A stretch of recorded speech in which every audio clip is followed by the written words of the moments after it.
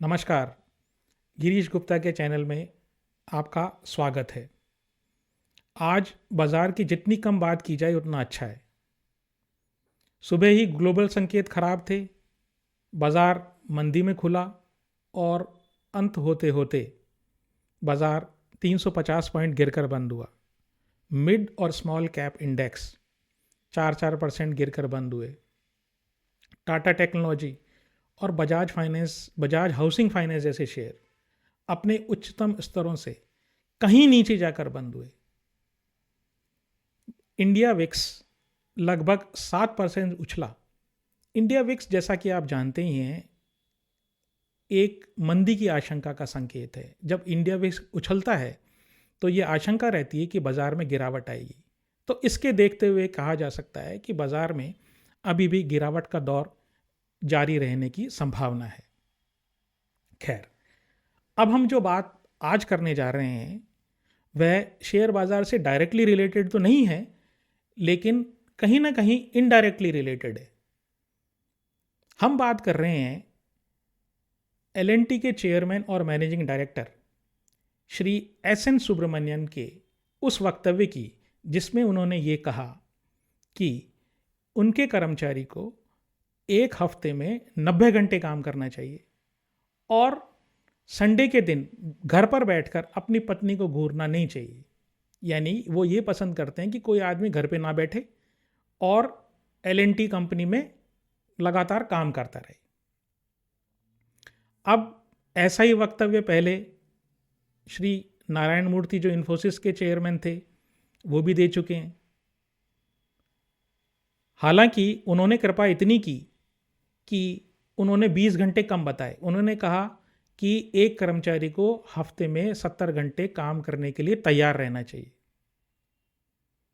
अब हम एस साहब की बात करते हैं, एस.एन. सुब्रमण्यन साहब की बात करते हैं।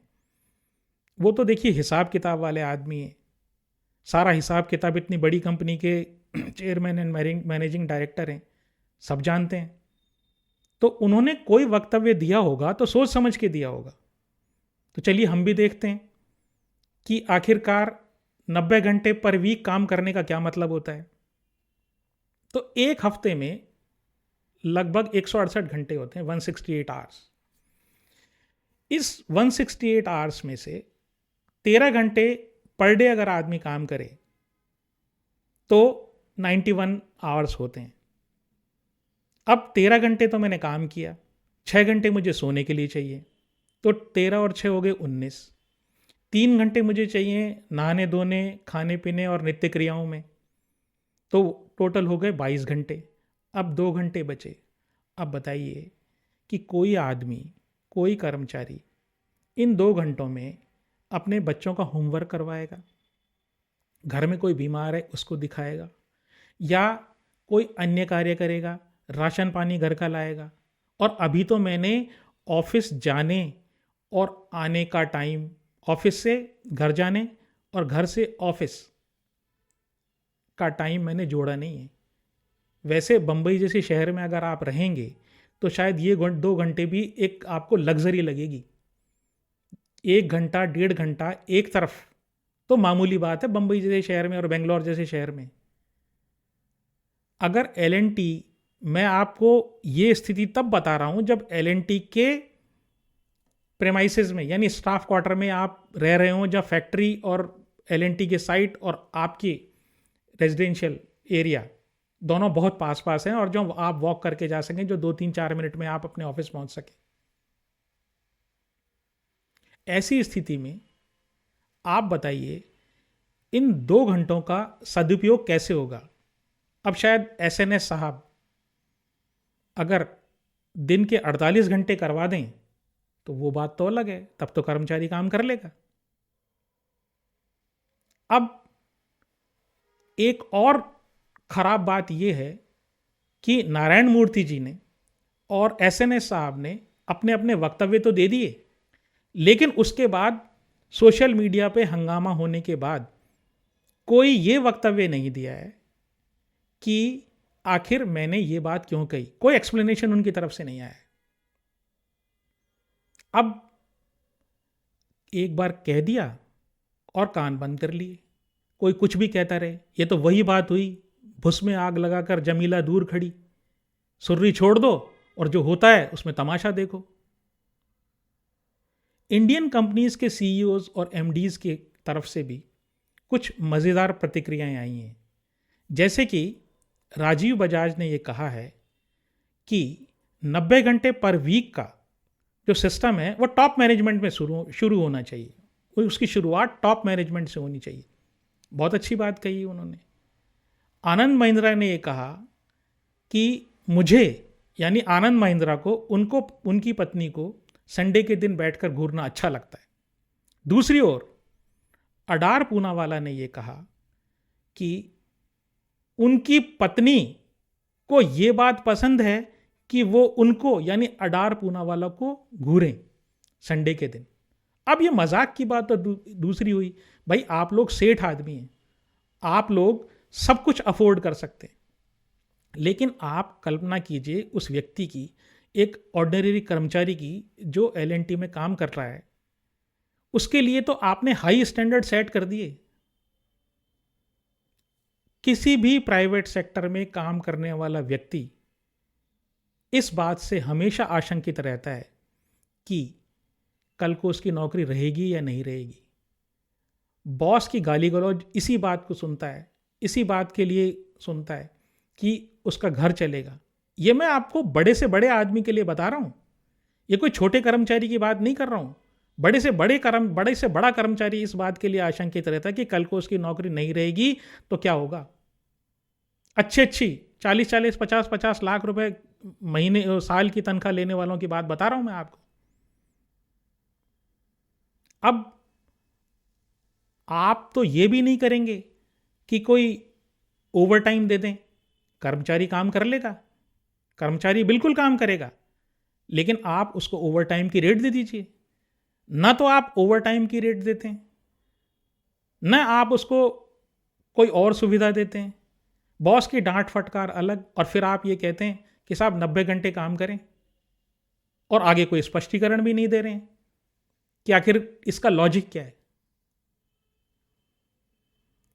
आप ये समझिए कि जितने भी कर्मचारी परेशान हैं वो इसी देश के नागरिक हैं।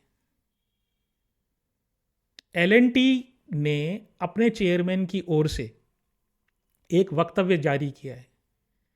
बड़ी सोफिस्टिकेट अंग्रेजी में वो वक्तव्य लिखा गया है, और मोटी मोटी बात उसमें ये है, मुद्दे की सार की बात उसमें ये लिखी हुई है।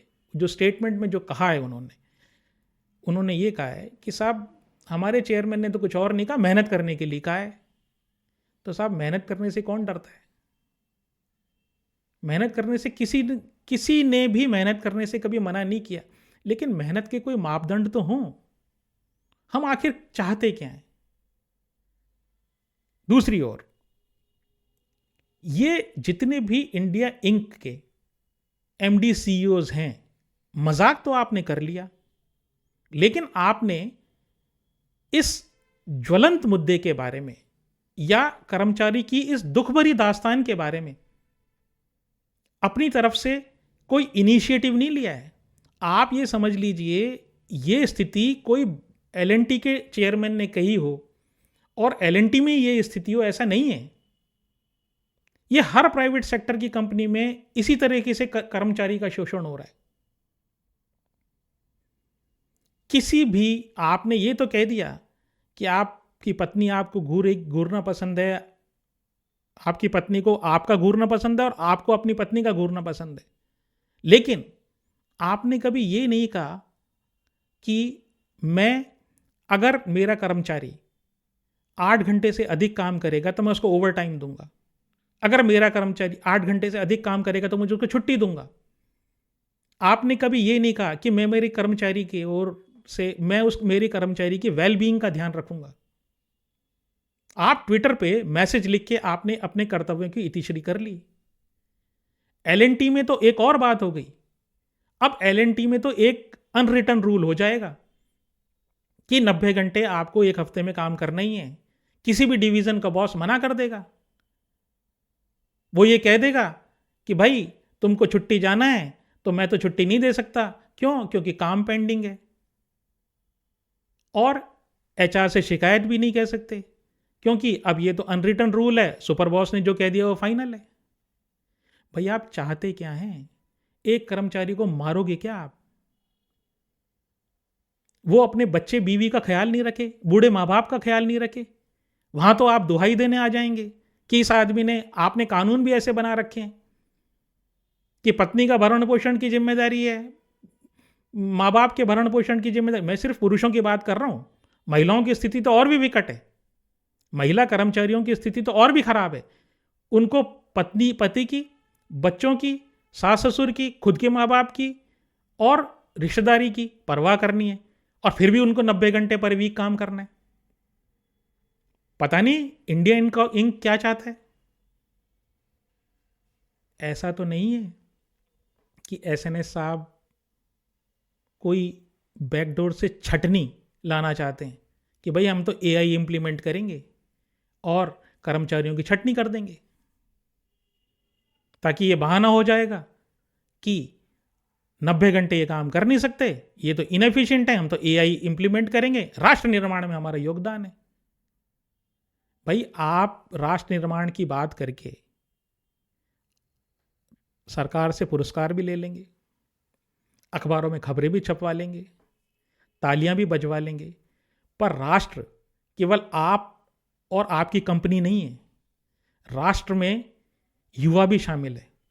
एक प्रगतिशील और ताकतवर राष्ट्र की निशानी स्वस्थ और मनोबल से प्रेरित युवा हैं, ऊर्जावान युवा हैं।